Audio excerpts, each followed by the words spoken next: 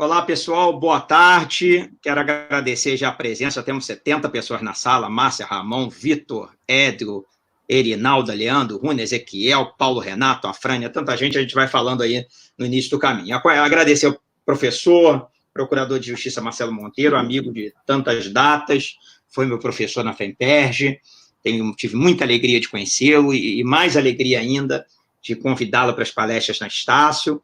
Começamos com uma palestra lá no hotel que fechou, infelizmente, aquele hotel maravilhoso, que era o Hotel Intercontinental.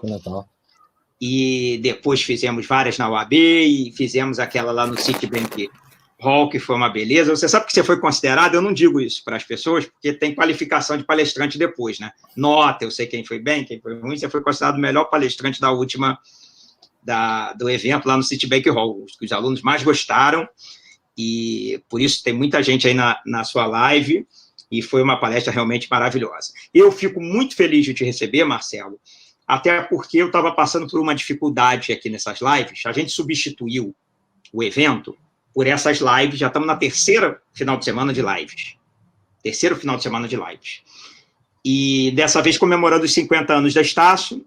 Estácio que você conhece bem, começou há 50 anos ali no Rio Comprido, numa casinha que formava 30 alunos para serem juízes, e que hoje tem 47 mil alunos em todo o Brasil, e tem crescido muito, agora já é dona da IBMEC, acabou de comprar a IBMEC, então é uma faculdade que está crescendo muito aí, e uma faculdade do Rio de Janeiro, né?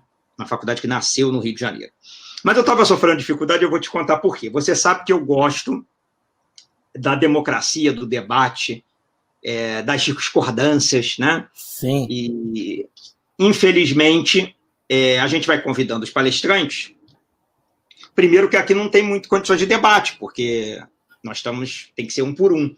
Mas havia uma visão comum, normal, mas praticamente todo mundo no mesmo segmento de debate, ali com os temas nacionais, cada um com uma frente de centro-esquerda, posso dizer isso, tá? Com muita tranquilidade, né, de falar. Eu até por isso passei até a ser, independente das minhas posições pessoais, comecei a fazer perguntas mais críticas para poder estimular o debate e não parecer, porque não é bom que o aluno saiba, o professor sabe disso, que eu tenha atividade partidária nos meus eventos. Eu não tenho atividade partidária. Eu, como cidadão, tenho minhas opiniões. Mas nos meus eventos, não, porque eu tenho que ser acadêmico. E eu, nas minhas pesquisas científicas, eu sou relativista. Eu mudo de opinião com uma rapidez, professor, que é uma coisa impressionante. E eu gosto disso, desse sofismo. Sabe que na academia as pessoas não gostam, né? Ou você de uma maneira. E eu gosto. Então, eu falei, meu Deus do céu, tem que falar com o Marcelo Monteiro, de qualquer maneira, para ele vir falar para esses alunos, que os alunos estão pensando que eu sou de esquerda radical, porque todo mundo só falava da esquerda. E eu falei, agora está ferrado. É que nem teve, antes de você agora, Marcelo, teve uma live de direito do consumidor. E os alunos começaram, o evento é da Estácio, mas é da Associação de Ex-Alunos, né? Não é da Estácio. Quem dera que eu fosse dono da Estácio. Se eu fosse dono da Estácio, eu não estaria nem fazendo live. Estava agora numa ilha, curtindo a minha... E os alunos estão aqui. Para professor, e o negócio do desconto da mensalidade, vamos processar a faculdade, e estão pensando que eu sou o dono da faculdade. Eu falei, não, podem falar o que quiser. Se eu fosse dono da faculdade, vou dizer um negócio para vocês, eu estava muito longe. Eu estava na Suíça, como o João Schomo, morreu lá na Suíça. Então, é um prazer imenso te receber, não só pelo seu conhecimento, mas também porque nós vamos aproveitar para fazer esse contraponto jurídico a todos os questionamentos que já foram feitos anteriormente, e isso é importante para a democracia, que os lados falem, conversem, dialoguem, e que a gente entenda pontos de vistas diferentes. Então, eu quero te agradecer muito, em nome da Associação de Ex-Alunos da Estácio, dizer que é uma imensa alegria que eu te recebo, sempre, que nós vamos ter vários eventos presenciais, nossos alunos te adoram, e também para que você faça esse contraponto. Você escolheu muito bem o tema, inquéritos no STF, existem várias coisas acontecendo, eu vou te dar a palavra 100%. Alunos, por favor, enviem suas mensagens pelo chat aí, o professor vai estar vendo. No final a gente vai fazer mais perguntas para ele, mas participem bastante, fiquem à vontade. Eu vou me diminuir aqui, professor. Tem hora que eu vou desaparecer 100%. Eu estou pequenininho aqui. Tem hora que eu vou desaparecer, mas eu estou ouvindo 100% a palestra do senhor. E a palavra é toda sua. Olá, Vitor.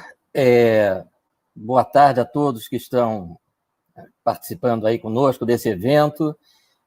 Vitor, eu quero, mais uma vez, cumprimentar você. E eu falaria o que eu vou falar agora, independente do que você acabou de mencionar, porque eu sempre digo isso, quer dizer, eu tenho uma alegria muito grande de participar dos eventos que você organiza, porque você é um dos poucos que desde sempre, desde o primeiro evento, que é aqui do meu lado, que eu agora estou morando do lado praticamente do Intercontinental, e eu sempre observei isso, que você dava voz às diferentes correntes de pensamento, né? De pensamento político, de pensamento jurídico, porque o pensamento jurídico muitas vezes reflete, de alguma maneira, a visão política de cada um, né? Então, assim, o seu compromisso com eventos democráticos não é retórica de jeito nenhum, né? Ele é real, né? E por isso eu sempre aceitei, desde o primeiro convite, eu passei a aceitar todos os outros ali que se sucederam, né? Que você me honrou aí com esses novos convites. Então, eu me lembro que, se não me engano, justamente no primeiro, a minha palestra foi logo em seguida de um palestrante que eu me lembro de ter dito o seguinte: eu quero cumprimentar o palestrante que me antecedeu, não é? Ele foi muito bem, expôs muito bem os pontos de vista, dos quais eu discordo de todos, né? Eu não concordo com absolutamente nada do que era um delegado, se não me engano, um delegado político. E eu não concordo com uma vírgula do que ele falou, mas está de parabéns, ele veio aqui, defendeu os pontos de vista, e é isso, democracia é isso, né? Quer dizer, o nosso público aí vai ouvir todas as vozes e vai tirar as suas próprias conclusões, né? Eu quero dizer o seguinte: nós chegamos a conversar, né, quando você me chamou para o evento de hoje, sobre a possibilidade de falar alguma coisa sobre o direito nos tempos de pandemia, né? E eu acabei optando, eu achei um tema interessante, mas depois refleti melhor e achei que talvez fosse um tema mais momentoso, essa questão dos inquéritos do Supremo. O 4781, né, o chamado inquérito das fake news, e o 48 alguma coisa, esqueci o resto do número, que é o inquérito das supostas manifestações antidemocráticas, né? Mas, na verdade, você tem aí uma ligação entre tudo isso, porque o que eu quero dizer é o seguinte: nós estamos vivendo um momento extremamente problemático, extremamente complicado para o direito brasileiro. Eu, particularmente, como professor de direito processual penal, assim, quando acabar essa pandemia, quando as aulas forem retomadas na UERJ, né, eu tenho muita preocupação, né? O que eu vou dizer para os meus alunos diante de tudo isso que está acontecendo? Nós vimos durante a pandemia, né? Agora começa uma fase de flexibilização, etc. e tal, mas nos primeiros meses, né, nós assistimos a um vale-tudo jurídico, né? A um vale-tudo jurídico. Nós vimos a adoção de medidas que só podem ser adotadas com a decretação de estado de sítio. Nós vimos algumas prefeituras baixando o toque de recolher. Nós tivemos na região serrana do Rio um prefeito que disse: no dia par só sai para a rua quem tiver CPF com final par. No dia ímpar só quem tiver CPF com final ímpar. De onde é que ele tirou esse negócio? Né? Não, porque a saúde, não sei o quê, mas peraí, né? Mas não é um vale-tudo, a saúde é importante, mas as medidas restritivas da liberdade, elas têm que estar expressas na lei, né? E aí eu me lembrei, né? E aí falando especificamente do teu evento, né? Porque aí eu me lembrei que eu acho que há exatamente um ano, talvez o evento do ano passado deve estar fazendo um ano ou um pouco, né? Por aí, né? Exatamente. E aí eu me lembro que eu subi lá no palco daquele espaço imenso lá do Via Parque, né? E as minhas primeiras palavras foram a de demonstrar preocupação, né, com o direito à liberdade, né? E aí houve até um um certo impacto do público que achou que eu estava me referindo a alguém, não é? Nós tínhamos um novo governo que estava aí com 6 meses, né? E as pessoas... Aquilo causou um certo estranhamento, né? Ih, meu Deus, será que ele vai falar do Bolsonaro, né? Vai chamar o Bolsonaro de fascista, nazista, taxista e eletricista, né? Não, mas o problema não era o Bolsonaro, né? Como continua não sendo o Bolsonaro, né? A ameaça que eu me referia ao direito à liberdade era uma votação no Supremo criando crime com pena de prisão sem lei, né? Que foi a questão da criminalização da homofobia. Está fazendo 1 ano agora.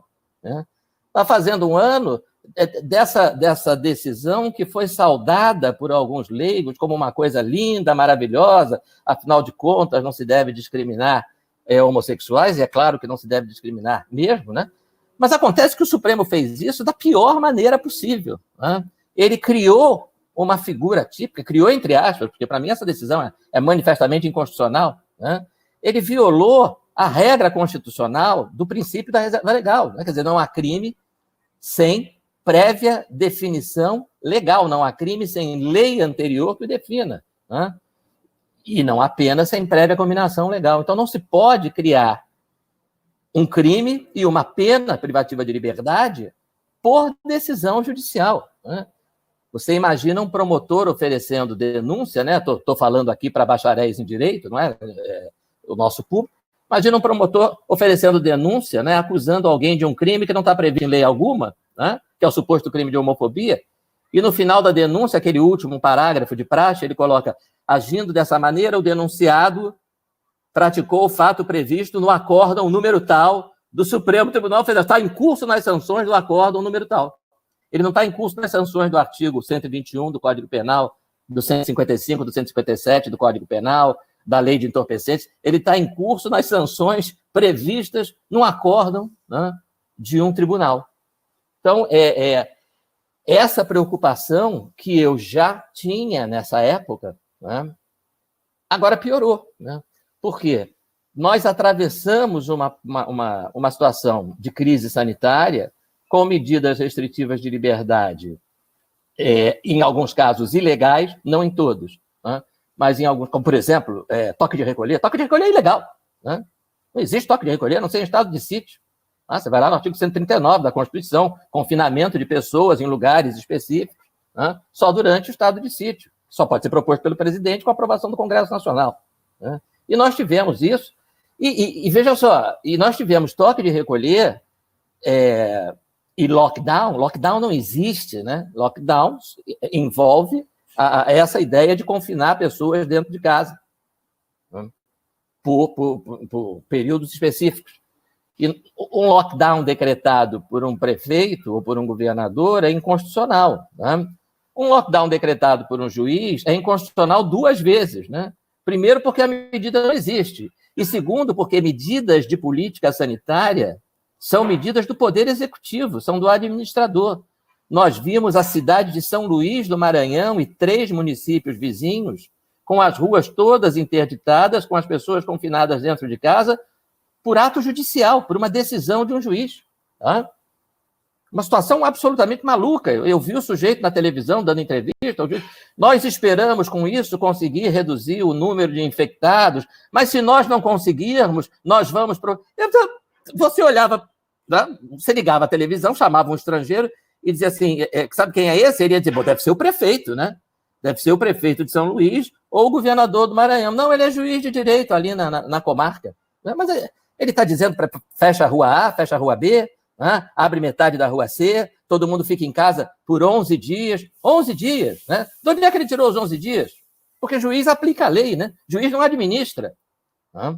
Quem administra é o Poder Executivo. Então tem alguma lei dizendo que são 11 dias, não são 10, não são 12? Não, isso é medida de administração de crise sanitária, né? Discricionária. Claro, 11 dias, 12 dias, não sei, depende da situação, vamos ver. Fecha a rua da frente, aquela rua de trás pode deixar aberta, né? Passa ônibus, não passa carro, não passa ônibus, né? Isso é tudo poder discricionário, né? Depois você vai lá, o prefeito fez isso na tua cidade, quando chegar no dia da eleição para prefeito, você gostou do que ele fez, você vota nele, se não gostou, você vota na oposição. No juiz você não vota, né? Não tem eleição, o mandato dele não termina, não tem mandato, ele é vitalício, né?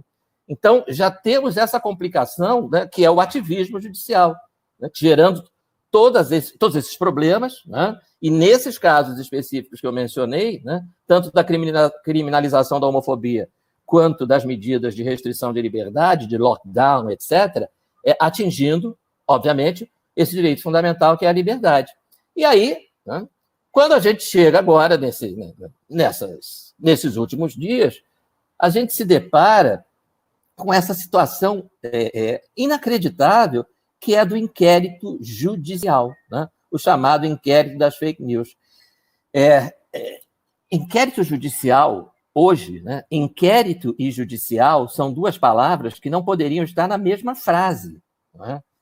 É inacreditável que, depois de 32 anos de Constituição Federal, né, com todos os professores de processo penal do Brasil, com todos os livros de direito processual penal do Brasil, tentando, né, deixar bem claro na mente dos futuros profissionais do direito o que é o sistema acusatório, né? Deixar claro que o nosso sistema processual penal é um sistema acusatório, né, no qual o juiz exerce uma atuação jurisdicional, né? Ele não é juiz inquisidor, não é juiz investigador, há uma separação de funções, né? Portanto, juiz não toma a iniciativa de investigar, né? Investigação é uma fase anterior ao processo, né? Que é atribuição, em regra, da polícia com participação do Ministério Público, né? Não tem um artigo na Constituição Federal, não tem nenhum artigo que dê ao juiz função de investigar, né? Nós sabemos disso. O leigo pensa que aquela atividade probatória que acontece no processo, né, a testemunha vai depor na audiência, etc. e tal, isso é investigação, mas nós sabemos que não é investigação, isso é instrução, né? Isso é atividade instrutória. A investigação foi a atividade probatória que antecedeu o processo, né? Onde a polícia investigou diante de uma notícia do crime, ela investigou, ela instaurou um inquérito para obter provas de que houve efetivamente um crime e obter provas de quem teria praticado esse crime. De posse dessas provas, o Ministério Público dá início a um processo, né, oferecendo a denúncia, propondo a ação penal. E aí entra o juiz, né, que de maneira neutra, de maneira imparcial, né, vai presidir esse processo, vai levá-lo até o julgamento, com a participação de acusação e defesa. Então, nós temos um muro, né, o sistema acusatório. O que o sistema acusatório faz? Ele constrói um muro entre a atividade de persecução penal. A atividade de persecução penal é o quê? Investigar para poder acusar, e acusar para conseguir a condenação. Essa atividade de persecução penal não pode ser do judiciário, ela é da polícia e do Ministério Público, né? Da polícia no momento da investigação, com ou sem a participação do Ministério Público, às vezes mais, às vezes menos, e do Ministério Público no momento de oferecer a denúncia e dar início ao processo. Do outro lado do muro fica o Poder Judiciário, né, com função jurisdicional, né? Ele preside o processo e ele profere o julgamento. Você vai na Constituição, pode escolher o ramo do Poder Judiciário. Vai lá no artigo, por exemplo, Justiça Militar. Qual é a função da Justiça Militar? Processar e julgar crimes militares. Ela tem função de investigar crimes militares? De jeito nenhum. Qual é a função na área criminal da Justiça Eleitoral? Processar e julgar os crimes eleitorais, né? Qual é a função da Justiça Federal? Está lá, juízes federais, artigo 109, né? Processar e julgar os crimes contra bem da União, patrimônio de autarquia federal, etc. e tal. Investigar é função... Não, investigar é função da Polícia Federal, né? Não da Justiça Federal. Então, por que isso acontece, né? Será que o Constituinte esqueceu de dar ao Poder Judiciário função de investigar, de instaurar inquérito? Claro que não, né? Ele não esqueceu. É porque no sistema acusatório a gente procura preservar a neutralidade do juiz. O juiz deve ingressar no processo com o menor conhecimento possível sobre o fato. O leigo, às vezes, acha estranho a gente falar isso, né? Alguns amigos meus já se surpreenderam quando eu falei: você sabia que um juiz que estava na fila do banco para fazer o depósito lá do dinheiro, ou para fazer um saque, né? Agora ninguém vai a banco quase, mas enfim, o juiz está na fila do banco, aí assaltaram o banco, né? Houve um roubo ao banco, roubo à mão armada, e o juiz testemunhou tudo, estava lá dentro, já viu tudo, né? É inclusive capaz de identificar os autores do crime. Você sabia que esse juiz está impedido? Eu pergunto para os amigos leigos, e eles muitas vezes se surpreendem, né? Não está impedido? É. Mas por que ele está impedido? Porque ele já tem um pré-julgamento, né? Ele já entra no processo com uma ideia pré-concebida sobre os fatos. Ele estava lá. E a ideia do processo de conhecimento, e daí o nome, é que o juiz ingresse no processo, de preferência na mais absoluta ignorância sobre os fatos que são objeto daquele processo, os fatos que são objeto da acusação do promotor e dos quais o réu se defende. O juiz que testemunhou esses fatos está impedido, não pode julgar. E o que tem isso a ver com o inquérito? Tem a ver com o fato de que, se nós tivéssemos um sistema que estimulasse a participação do judiciário no inquérito, que estimulasse a participação do juiz na investigação, ora, vejam, é impossível para qualquer ser humano, né, que atue na investigação de um fato. Eu estou trabalhando há 30 dias pesquisando, investigando um determinado crime, né? Eu estou há 60 dias atuando na investigação desse crime, eu estou há 90 dias na investigação desse crime. Evidentemente, minha cabeça está feita, né? Alguma ideia eu formei sobre, olha, eu estou achando que o cara aqui é culpado, eu estou achando que esse aqui não tem nada a ver com isso, aquele outro ali tem, né? Eu estou achando que tem uma agravante, tem uma qualificadora, eu acho que foi desse jeito, eu acho que foi daquele outro jeito. É óbvio, né? Então, daí a importância. O nosso estado, você falou aí sobre a Estácio, sobre o Rio de Janeiro, né? O Rio de Janeiro foi o primeiro estado, no início da década de 90, hoje esse modelo se espalhou para outras unidades da federação, mas nós fomos o primeiro estado em que o Poder Judiciário disse: juiz não recebe mais inquérito. Chega de inquérito sendo distribuído para a vara criminal. Polícia faz a investigação, manda para o Ministério Público direto, não passa nem pelo cartório da vara criminal. Vai direto da delegacia para o gabinete do promotor. Se o promotor entender que está faltando alguma coisa, devolve direto o inquérito para a delegacia de polícia, dizendo: olha, eu acho que falta isso, falta aquilo, falta essa testemunha, vocês ouviram, mas faltou perguntar isso. Aí a polícia faz o que estiver faltando, manda de novo para o promotor. Quando o promotor oferecer denúncia, ou quando ele pedir o arquivamento, porque tem que ter participação do juiz, por enquanto, tá? Em breve não vai ter mais, mas por enquanto ainda tem, o artigo 28, né?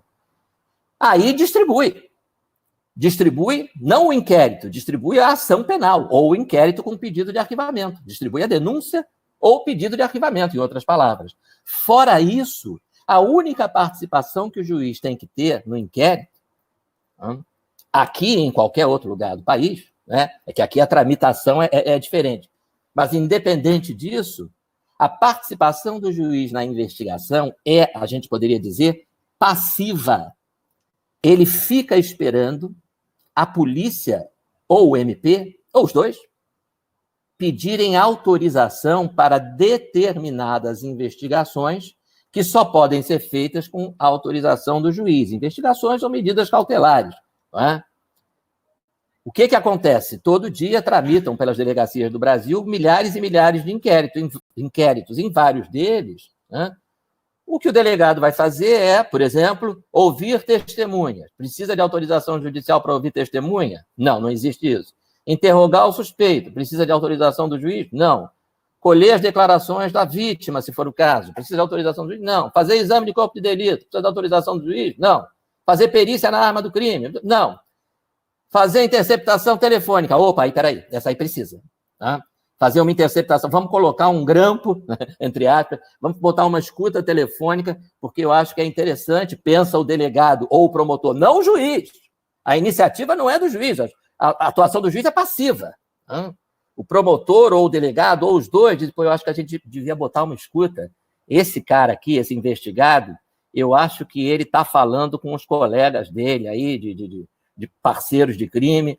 A gente podia botar uma escuta, a gente ia conseguir muita coisa interessante para essa investigação, que é boa ideia. Então, vamos lá. Vamos fazer isso? Não, mas peraí. Primeiro tem que pedir para o juiz. Tá? Porque para violar o sigilo da comunicação telefônica é necessária autorização judicial. Tá? olha, eu acho que a gente devia ir na casa do suspeito, fazer uma busca lá, deve ter um monte de coisa comprometedora, a gente apreende tudo e usa como prova aqui na investigação. Vamos fazer isso? Vamos. Mas primeiro precisa de autorização do juiz. Né? Aí vai o delegado, vai o promotor, vão os dois, pedem ao juiz, o juiz autoriza. Essa é a participação do juiz no inquérito. Tá? Ou, eventualmente, decretar a prisão. O delegado e o promotor dizem que o investigado vai fugir. Nós estamos achando que o investigado vai fugir. Vamos pedir ao juiz para decretar a prisão dele. Então é isso.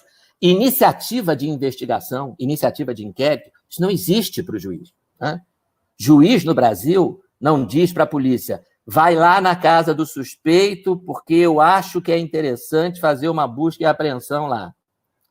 Vai, intima aquela senhora porque eu acho interessante que ela seja ouvida como testemunha. Não pode, ele não pode ditar a linha de investigação. Né? Ele deve ficar alheio a tudo isso. Se possível, ficar alheio ao inquérito como todo. Né? Só vai atuar pontualmente se houver necessidade dessas investigações que eu mencionei ou dessas medidas cautelares que exigem autorização judicial. Bom, o que fez o Supremo no inquérito das fake news? Instaurou inquérito. O Supremo fez aquilo que é a função da polícia, da autoridade policial. Ele instaurou inquérito. Ah, mas a Constituição não dá essa função ao Supremo. Ah, mas o regimento interno dá, em determinados casos. Crimes cometidos na sede do tribunal ou em suas dependências. Artigo 43 do regimento interno. Bom, primeira coisa absolutamente inacreditável. Né? Nós estamos adaptando a Constituição de 88 ao regimento interno que é de 1980, é isso mesmo? Né? Confere, produção. Né? Quer dizer, se a Constituição tem uma incompatibilidade com o regimento, a incompatibilidade é óbvia. Né? Em nenhum momento a Constituição dá função de inquérito, de investigação ao Supremo Tribunal Federal, ao Supremo, ao STJ, não dá a nenhum órgão do Poder Judiciário. Aí você tem um regimento interno que dá, num caso específico, essa função. Mas o regimento interno é de 80. Então, obviamente, ele não foi recepcionado. A segunda coisa espantosa nesse inquérito das fake news é que, ainda que você tivesse com grande malabarismo interpretativo, né, ainda que você considerasse que esse dispositivo do regimento interno foi recepcionado, né, o que é que tem a ver uma regra que diz que um inquérito pode ser instaurado por um órgão do Poder Judiciário, pelo Supremo, quando o crime for cometido dentro de suas dependências? O que tem isso a ver com post em rede social chamando o Alexandre de Moraes de Xandão do PCC ou outra manifestação ofensiva dessas? Né? Ah, não, porque antigamente, em 1980, não tinha internet. Esse argumento, para mim, é um negócio quase cômico, né? Não tinha internet. E daí? Não, é porque, na verdade, quando o regimento interno diz crime cometido dentro do tribunal, ele quer dizer crime cometido contra ministro. Ah, é? Por quê? Né? Ah, não, porque em 1980 não tinha internet. Então, para você ofender um ministro, você tinha que estar dentro do tribunal. Tá brincando? Né? 1980 não tinha internet, mas eu quero dizer para o público aqui, para os nossos amigos que estão nos ouvindo, eu sei que talvez alguns se surpreendam, porque não eram nascidos, mas em 1980 não tinha internet, mas já tinha televisão. Olha só, já tinha rádio. Né? Você podia dar uma entrevista para o Jornal Nacional e dizer: esse ministro do Supremo é um vendido, filho de uma mãe. Você estava cometendo um crime, né, de calúnia, difamação, injúria contra o ministro do Supremo sem estar na sede do Supremo. É claro que o regimento interno, se o regimento interno quisesse dizer o Supremo poderá instaurar inquérito quando o crime for cometido contra os seus ministros, ele usaria essa expressão, crime cometido contra os ministros, né? E não crime cometido dentro do tribunal. Crime cometido dentro do tribunal, o regimento interno está usando um critério de local do crime. Um critério conhecido, vocês todos estudaram isso em direito processual penal, local do crime. Artigo 70, competência pelo local do crime. Tem lá um dispositivo? Tem vários. Um, por exemplo, diz assim: quando o crime for cometido na divisa de duas cidades, na divisa de duas comarcas, será competente o juiz que primeiro tomar uma medida relativa ao processo. Esse é critério de local do crime, que é o que o regimento interno usa. O critério de contra quem o crime foi cometido, sujeito passivo, vítima, ofendido, é outro. Que a lei brasileira, às vezes, também usa. A pena será maior quando o crime for cometido contra gestante, idoso, enfermo, criança, etc. O local do crime não tem nada a ver com qualidade da vítima. O regimento interno, que nesse aspecto, inclusive, repito, não foi recepcionado, mas ainda que tivesse sido, não está se referindo a crimes cometidos contra ministros do Supremo.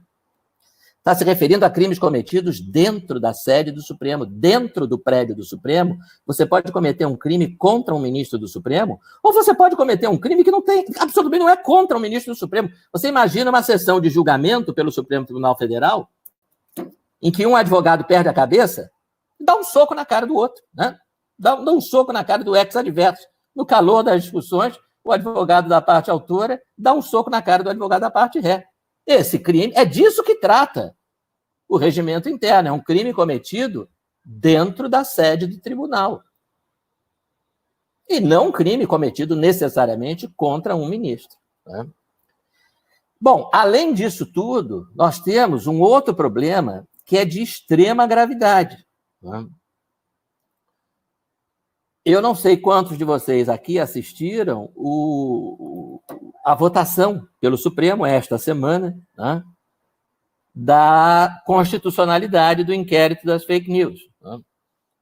E o voto do ministro Alexandre de Moraes chamou a atenção, né, porque eu diria a vocês que, se na discussão jurídica for válido aquele velho ditado, né, de que uma imagem vale mais do que 1000 palavras, né, no caso, uma imagem com som, né, o maior argumento para a ilegalidade do inquérito, né, argumento até que foi mencionado no voto vencido do ministro Marco Aurélio, o melhor argumento para você entender por que o Supremo, dentre outras razões, não poderia ter instaurado esse inquérito, está no tom de voz, na postura, nos gestos, né, do ministro Alexandre de Moraes, que resolveu ler. Ele não é nada bobo, né? Ele é inteligente, ele sabe que o que ele fez não é jurídico, mas tem um valor midiático muito grande. Ele selecionou as piores ofensas e ameaças e leu,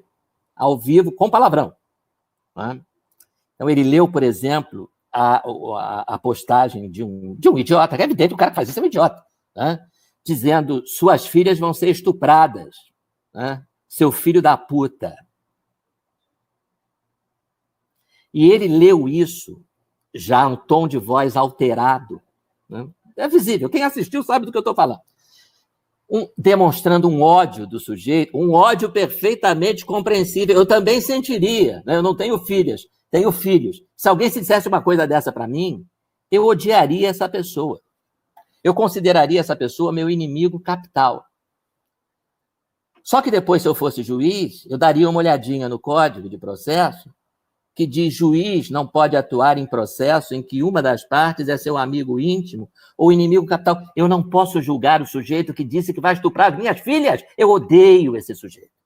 Eu tenho um ódio que o Alexandre de Moraes demonstrou ali na leitura do voto dele, né?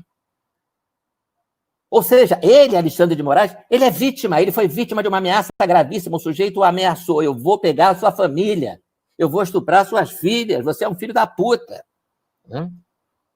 E aí o ministro Marco Aurélio, num tom de assombro no voto vencido, diz: meu Deus, esse inquérito foi instaurado pelas vítimas. O ministro do Supremo, ameaçado, ofendido, xingado, ele não só conduz o inquérito, como ele assina as ordens judiciais. Ele mandou a polícia para 29 endereços fazer busca e apreensão de celular e laptop dos sujeitos que disseram que querem estuprar a filha dele. Não só desses, é claro, mas dos sujeitos que o xingaram, que o ofenderam. A primeira exigência do devido processo legal, dizia a nossa saudosa processualista, professora Ada Pellegrini, que nos deixou no ano passado, né? Ela dizia, devido processo legal quer dizer um monte de coisa. A primeira coisa que ele quer dizer é, o juiz tem que ser neutro. O juiz tem que ser imparcial, o juiz não pode ser amigo, não pode ser inimigo, não pode ter ódio, nem amor por nenhuma das partes, né? E ela insistia nisso, se você não tiver o juiz neutro, o processo, o procedimento, e aí não importa se é processo ou inquérito, porque você vai ter atuação jurisdicional no inquérito, né? Em determinadas situações específicas, este sujeito não pode praticar nenhum ato de juiz. Eu ouço algumas pessoas dizendo assim, erradamente, não, o Alexandre de Moraes está impedido de julgar essa causa porque o cara o ofendeu, o xingou, ameaçou as filhas dele.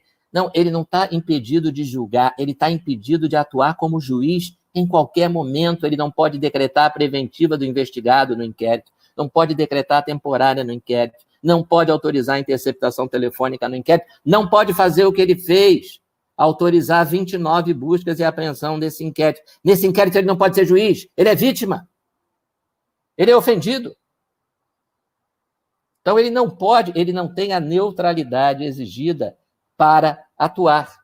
Ele não pode atuar com imparcialidade. Isso é evidente, né? Deveria ser absolutamente indiscutível. Então a professora Ada dizia, se você não tem um juiz neutro, o processo é ilegal. O devido processo legal não está sendo respeitado, né? Você pode ter um juiz neutro e não ter o devido processo legal por outras razões, né? Não adianta ter um juiz neutro e você negar ao acusado o direito de defesa. O processo é nulo, né? Mas se você já tem um juiz parcial, né, um juiz que não pode ser considerado isento para julgar aquele indivíduo, então não precisa ver mais nada. Esse procedimento já é ilegal, né? E é, então, mais uma ilegalidade, né? Talvez essa seja a que mais salte aos olhos, né? Porque quem não é formado, quem é engenheiro, médico, biólogo, né, nunca ouviu falar em sistema acusatório, né? Pode ser que não saiba nem a diferença entre inquérito e processo, né? Mas se você chegar para o seu amigo que é médico e disser, olha, o sujeito ameaçou estuprar as filhas de um juiz, né? Esse juiz pode julgar esse sujeito? Tem isenção para julgar esse sujeito?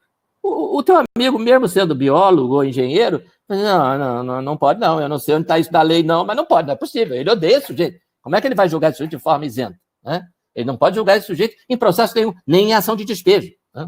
Nem em ação de despejo, não é só em processo criminal, não. Então, vocês já vejam por aí, né, quantos problemas nós temos nesse inquérito. Além disso, Vitor me diz aí como é que nós estamos de tempo, né? Mas, além disso, tem uma outra situação completamente absurda, também não tem o que discutir, né? Que é o seguinte, todos vocês sabem como funciona o arquivamento de inquérito, né? E esse arquivamento de inquérito, essas regras que estão no artigo 28, o artigo 28 ainda está em vigor, né? Ele foi modificado, o Congresso aprovou, junto com aquele juiz de garantias, aquele pacote, né, anticrimes, mas a modificação do 28 foi suspensa por uma liminar, suspensa temporariamente, por uma liminar do ministro Fux. Então, no momento, vale a regra que vocês aprenderam na faculdade, do artigo 28, sobre arquivamento do inquérito, né? Eu sou promotor, eu recebo um inquérito, uma investigação, supostamente, de um crime, eu analiso aquelas provas, né? E eu chego à conclusão que ali não tem crime nenhum, aquilo ali não tem nada, não tem elemento para processar ninguém, né? Não tem o que continuar investigando, ou eu entendo que aquela investigação é completamente ilegal. E aí o que eu faço? Eu requeiro o arquivamento, o verbo não é bom, mas é o verbo usado pelo artigo 28 do Código de Processo Penal. Eu requeiro ao juiz o arquivamento daquele inquérito. A lei dá ao juiz exatamente duas opções. Não são três, não são quatro. São duas. A primeira, ele concorda com as razões que eu apresentei para que o inquérito seja arquivado e arquiva, e acabou. A segunda situação, ele não concorda. Ele acha que ali o promotor deveria oferecer denúncia ou, pelo menos, a investigação deveria continuar. Nesta segunda situação, o que a lei manda ele fazer? Porque a decisão não é dele. Ele remete esse inquérito ao chefe do Ministério Público. O chefe do Ministério Público Estadual é o Procurador-Geral de Justiça. O chefe do Ministério Público Federal é o Procurador-Geral da República. O inquérito vai para o Procurador-Geral, que vai bater o martelo. Vai dar a palavra final. Se ele disser, o juiz tem razão, o promotor errou, o caso é para denúncia, ele oferece denúncia ou manda um outro promotor denunciar. Né?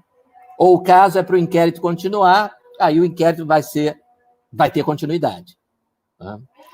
No entanto, se ele entender que o caso é para arquivamento, se ele concorda com o promotor e discorda do juiz, não, o promotor está certo, o caso é para arquivamento, aí o artigo 28 diz com todas as letras, ele é muito claro, a redação é ruim na escolha das palavras, mas a ideia é claríssima. Nesse caso, o procurador-geral insistirá no pedido de arquivamento, ao qual, só então, o juiz estará obrigado a atender. O que aconteceu no inquérito das fake news? A então Procuradora-Geral da República pediu, entre aspas, o arquivamento. Ela é a chefe do Ministério Público, não tem no Ministério Público Federal, não tem uma instância superior a ela no Ministério Público Federal. Ela pediu o arquivamento. E o ministro Alexandre de Moraes ignorou esse pedido e deu prosseguimento ao inquérito. Discordando do pedido de arquivamento feito pela Procuradora-Geral, a única coisa que ele poderia fazer seria remeter o inquérito à Procuradora-Geral, para ver se ela concorda ou não com ela mesma. Como as pessoas tendem a concordar com elas próprias, não é? Então, evidentemente, há décadas, o Supremo Tribunal diz o seguinte, quando o pedido de arquivamento já vem do Procurador-Geral, a única coisa que o Supremo tem a fazer é arquivar.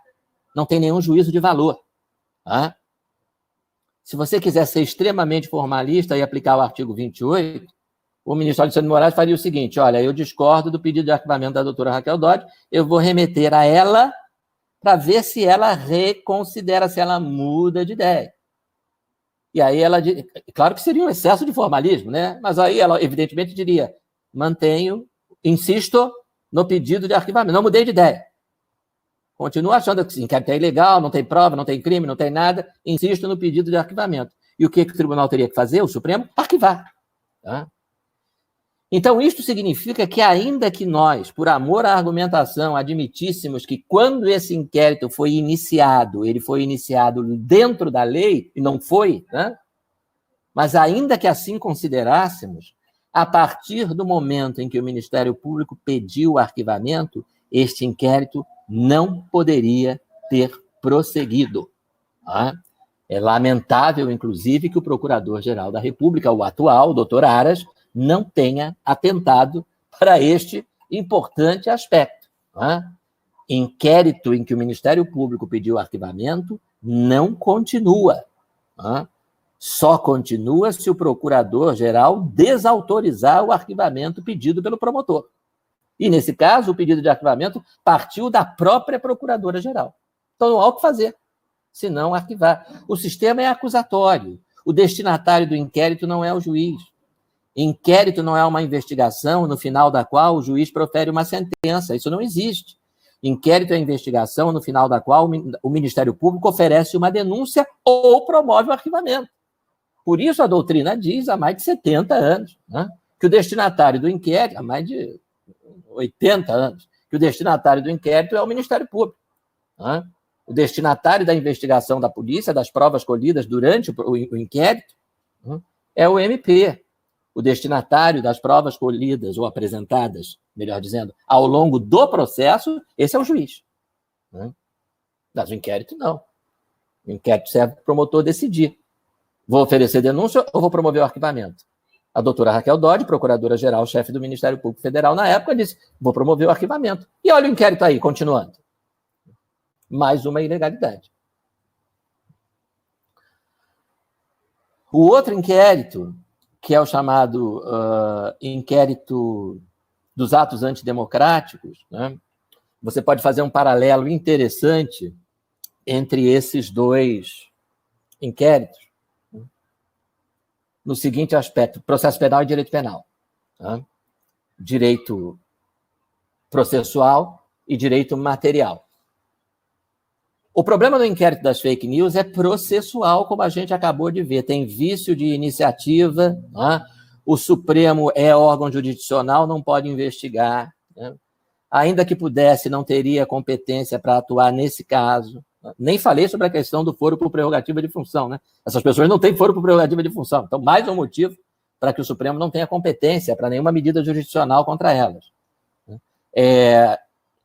Violação do sistema acusatório e, claramente, um magistrado, vários magistrados, impedidos, porque são ofendidos, caluniados, são vítimas de ameaça, os investigados estão se dirigindo a eles, dizendo que vão estuprar as filhas deles, vão jogar bomba no tribunal onde eles trabalham. Então, claramente uma situação em que eles são vítimas e não podem agir como agentes públicos, como magistrados, né? Como magistrado, como delegado, como promotor, como investigador, não pode agir, né?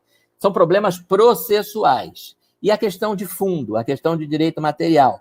Tem crime nesse inquérito? Tem, claro. É óbvio que eu tenho que reconhecer se um cretino que diz que vai estuprar as filhas do ministro do Supremo, evidentemente que ele está cometendo crime. Um idiota que diz que vai jogar uma bomba, vai explodir o plenário do Supremo Tribunal Federal, é claro que tem crime. Tá? O que acontece é que esses crimes estão sendo investigados de uma maneira ilegal. Tá? Eles tinham que ser remetidos para delegacias de polícia, para promotorias, para juízos de primeira instância, para que lá seguisse o devido processo legal. Tá?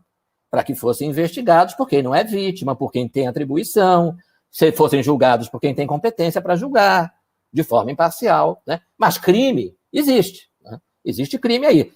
Certamente existem também condutas que não são criminosas, que são meras críticas. Né? E até é importante que o juiz seja imparcial para separar o joio do trigo. Né? Quando a gente fala em crime contra a honra, né? Crime contra a honra tem sempre o contraponto da liberdade de expressão. Então você tem que ver, né? Quer dizer, falar mal de ministro do Supremo é crime contra a honra? Depende. Eu falo mal nas minhas aulas, frequentemente. Tá? Agora, eu nunca disse que vou explodir uma bomba ou fazer um absurdo com um familiar do ministro do Supremo. Então, claro que tem crime aí. O inquérito das manifestações antidemocráticas, você pode dizer que é justamente o contrário. Né? Ele não foi instaurado pelo Supremo de ofício, por iniciativa própria. Ele foi instaurado a pedido do Procurador-Geral. Tá? Para investigar supostas manifestações antidemocráticas, por trás das quais estaria uma suposta organização criminosa, e dentre os integrantes dessa suposta organização criminosa estariam 5 ou 6 deputados federais, que é a deixa para a investigação correr perante o Supremo.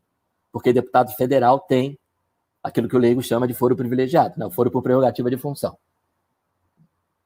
Então, existe a aparência de legalidade no aspecto procedimental. Né? Aliás, ontem, falando sobre o mesmo assunto, alguém disse, eu gostei muito do trocadilho, que esse inquérito instaurado a pedido do Procurador-Geral, ele tem aras de legalidade. Né? Não são ares de legalidade, são aras de legalidade. E aí, o que acontece? E a questão de direito material? Tem crime aí? Não tem. Você tem uma aparência de legalidade, de um inquérito aparentemente legal, mas que é ilegal no seu objeto de investigação, porque ele está tentando criminalizar a livre manifestação de pensamento político. A livre manifestação da opinião política, inclusive, é assegurada pela Constituição Federal. Você tem o direito constitucional de ir para uma manifestação e erguer uma plaquinha contra a Constituição, inclusive. Né? Você tem direito de erguer uma faixa dizendo: queremos a ditadura do proletariado no Brasil, queremos a revolução comunista, queremos o comunismo no Brasil. Você levanta a plaquinha com esses dizeres, ornamentada por uma linda foice e um bonito martelo cruzados. Não é? Ah, mas isso é contra a Constituição. Mas é a tua opinião. Queremos a monarquia. Você levanta aquela bandeira, que eu acho bonita a beça, da monarquia, né? Aquela bandeira do Brasil no tempo da monarquia. Ah, mas a Constituição, isso é contra a Constituição. É óbvio que é contra a Constituição, porque o Brasil é uma república. Né? Você vai prender o monarquista? Vai instaurar inquérito contra o monarquista? Contra o comunista? Não, né? Eu não me lembro de ninguém nunca ter feito um negócio desse. Então, se você levanta uma plaquinha dizendo: queremos intervenção militar, queremos o fechamento do Supremo, queremos o fechamento do Congresso, queremos o AI-5, você tem direito de expressar essas opiniões. Você tem direito de manifestar de seu pensamento político. Né? Eu considero essas suas ideias todas equivocadas. Né? Mas você tem direito, eu considero equivocado também pedir a ditadura do proletariado no Brasil. Mas não tem que instaurar inquérito contra essas pessoas. Né? Enquanto elas não passarem da retórica, isso é livre manifestação do pensamento. Se o sujeito criar um esquadrão, né, armado de fuzil, e cercar o Congresso e o Supremo e dizer: está todo mundo preso, nós estamos instaurando no Brasil a República Popular Democrática, né, comunista do Brasil. Aí não pode. Aí tem que ser preso. Né? Se fechar o Supremo, cercar o Supremo armado, né? Sai todo mundo, nós estamos aqui para fechar o Supremo. Não pode fazer isso. Ele passou das palavras para a ação, da mera retórica para a ação. Mas enquanto está na mera retórica, o sujeito que pede a intervenção militar e AI-5, ele tem a mesma liberdade de manifestação que o sujeito que pede a ditadura do proletariado e o comunismo no Brasil. E a mesma que o outro que pede a monarquia. Né? Eu acho que o que pede a monarquia é mais simpático, né? Mas isso é uma avaliação subjetiva minha. Né? Todos têm direito de pedir coisas que são contrárias à Constituição. Inclusive coisas que você, para atingir, vai precisar de ruptura institucional. Né? Você não pode transformar o Brasil numa república comunista ou alguém acha que pode? Por PEC? Projeto de emenda constitucional. O Brasil passa a ser uma ditadura do proletariado comandada pelo Partido Comunista do Brasil, né? Tendo como primeiro-ministra a Jandira Fegali. Não pode. Né? Você não vai botar isso por PEC. Né? Mas você pode chegar lá, como é que não pode? Né? Então, isso está me preocupando muito. Eu ontem vi uma manifestação do vice-procurador-geral da República, que é quem comanda esse inquérito. Né? Já é a segunda manifestação que eu vejo, a outra foi do colega que preside a Associação Nacional dos Procuradores da República. As duas foram mais ou menos no mesmo sentido. As duas, para mim, são muito preocupantes. Né? O presidente da Associação Nacional dos Procuradores da República disse: não, o sujeito pode estender a faixa que ele quiser, mesmo que seja pedindo uma ideia imbecil, uma ideia antidemocrática, né? Desde que seja uma manifestação individual. Se for coletiva, com uma organização por trás financiando, não pode. Não pode por quê? Não pode por quê? Aquela passeata do PCO pedindo ditadura do proletariado não foi financiada por uma organização, um partido político legalmente reconhecido? Inclusive usou financiamento, recursos públicos, né? Legalmente, porque ele tem direito, ele recebe dinheiro da Justiça Eleitoral. Né? Então, se a manifestação é lícita, não importa que ela seja individual ou coletiva, essa visão dos colegas está equivocada. Né? Não importa que ela tenha uma organização por trás financiando.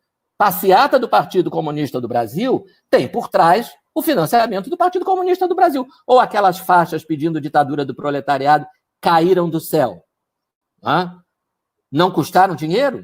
O partido não participou do financiamento disso? Perfeitamente lícito. Né? Não foi Deus que jogou, foi Deus que jogou do céu as faixas pedindo ditadura do proletariado? Né? Deus se filiou ao PCdoB, né? Surpreendendo todo mundo.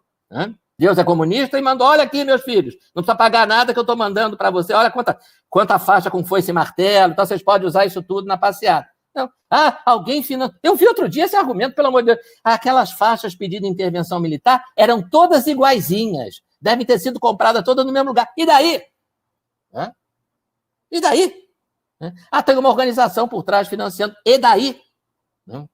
Enquanto estiver financiando a manifestação livre, do pensamento político, ainda que equivocado, não há nada de ilegal. Se o ato é lícito, não pode ser ilícito organizar um ato lícito. Se o sujeito tem direito de ir para a passeata, levantar a plaquinha pedindo intervenção militar, então quem deu dinheiro para ele comprar a plaquinha também não cometeu crime nenhum. Vai cometer crime se começar a financiar ações violentas contra o Congresso, para fechar o Supremo, aí sim. Se for para prender quem está financiando passeata pedindo intervenção militar, tem que colocar na ilegalidade os partidos comunistas, que financiam manifestações pedindo o óbvio, né? Porque eles são partidos comunistas, então estão pedindo comunismo. Manifestações, simpósios, palestras. Ninguém nunca ouviu falar de uma palestra, de um simpósio organizado por um partido comunista, defendendo a visão marxista-leninista, defendendo a ditadura do proletariado. Você vai lá, você se inscreve, você pode assistir. Aquilo não foi de graça, tiveram que alugar um lugar, tiveram que fazer as inscrições, tiveram que organizar o evento, etc. e tal. Não, pode desde que seja uma manifestação individual. Por que manifestação individual? Por quê? Por que não pode ser um evento organizado e financiado? Desde que seja lícito. Você não pode fazer um evento, financiar um evento com manifestação pedindo para matar os ministros do Supremo. Você não pode. Não pode fazer isso. Aí é apologia de crime.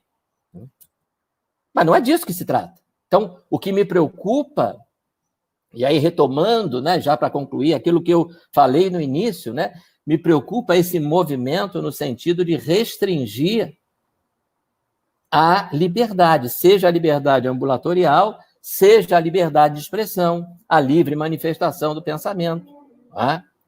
Me preocupa muito que em 2020 a gente esteja ressuscitando a Lei de Segurança Nacional, que, a meu ver, não deveria existir. Se você caluniou um ministro do Supremo, você tem que ser processado pelo Código Penal, por calúnia. Nós não precisamos de uma Lei de Segurança Nacional cujos tipos, em geral, esse da calúnia nem é tanto, mas são tipos extremamente abertos, vagos. Você encaixa qualquer coisa, é quase aquele artigo 2º do Código Penal nazista, Código Penal da Alemanha nazista. No artigo 1º, serão considerados crimes as condutas previstas neste Código a partir do artigo X, como qualquer Código Penal do mundo. Artigo 2º, também serão considerados crimes as condutas mesmo não previstas neste Código que atentem contra o interesse do Reich. Que atentem contra o interesse do Reich, meu amigo, você pega todo mundo, você pega quem você quiser. Você pega até o sujeito que, na hora que o Hitler passou, não esticou o braço. Não fez a saudação com o entusiasmo que seria esperado. Não pode. Nós não podemos ter leis penais assim. Lei de Segurança Nacional, ela devia estar enterrado, sepultado. E aí, quer dizer, porque aí você começa a assistir coisas completamente sem sentido do ponto de vista do princípio da igualdade. Quer dizer, você tem a militante presa por causa da Lei de Segurança Nacional, está com prisão temporária de 5 dias, agora prorrogado por mais 5.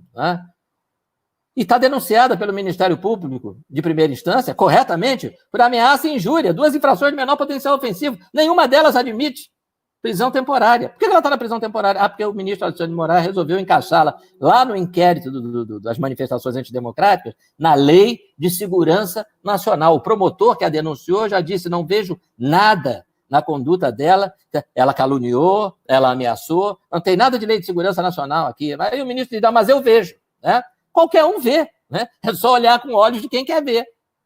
Por quê? Porque o tipo é atentar contra o Estado Democrático de Direito, atentar contra a instituição. Então, é muito ruim que você tenha isso. né? E aí você vê setores da imprensa, você vê supostos garantistas e liberais aplaudindo, muito bem, e tal, né? 2 dias depois, um chargista faz uma caricatura associando uma cruz suástica ao presidente Bolsonaro. O ministro da Justiça diz: vou pedir para a Polícia Federal investigá-lo por crime contra a segurança nacional. Calúnia, porque também está previsto na Lei de Segurança Nacional. Calúnia contra o presidente da República, né? E aí você ouve os mesmos setores dizendo assim: mas que absurdo usar uma lei autoritária dessas. Mas era a lei que você estava aplaudindo anteontem, né? Para manter a ativista presa. Então, o que é isso? A lei é boa quando ela atinge os inimigos e ela é como é a expressão usada?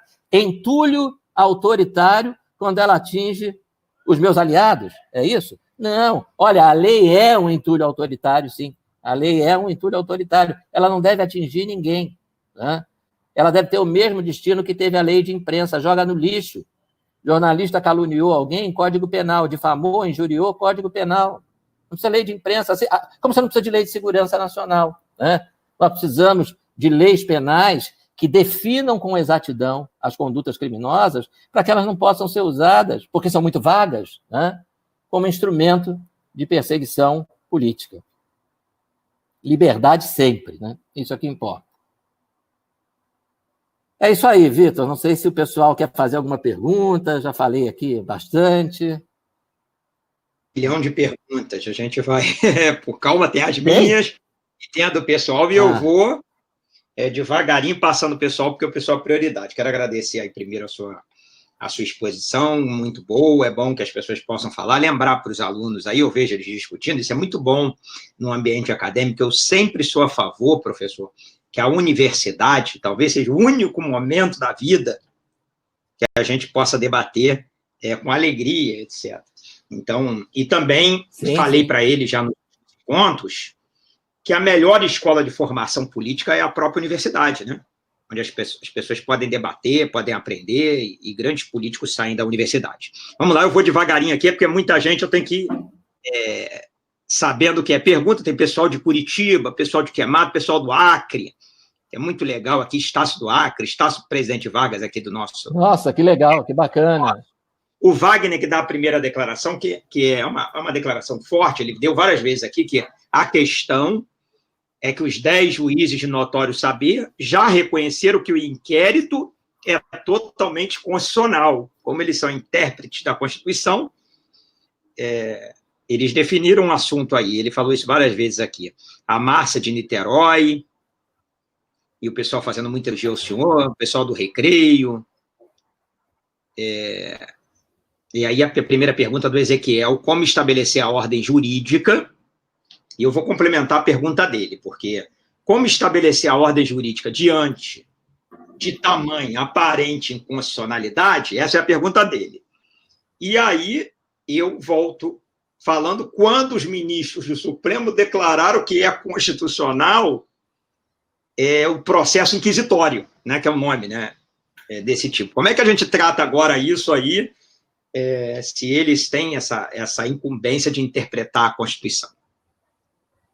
Bom, a primeira coisa que a gente deve prestar atenção é que, para nós, profissionais do direito, principalmente para nós, no meio universitário, né, cuja importância você tão bem destacou, Vitor, a gente não pode se dar por vencido, né?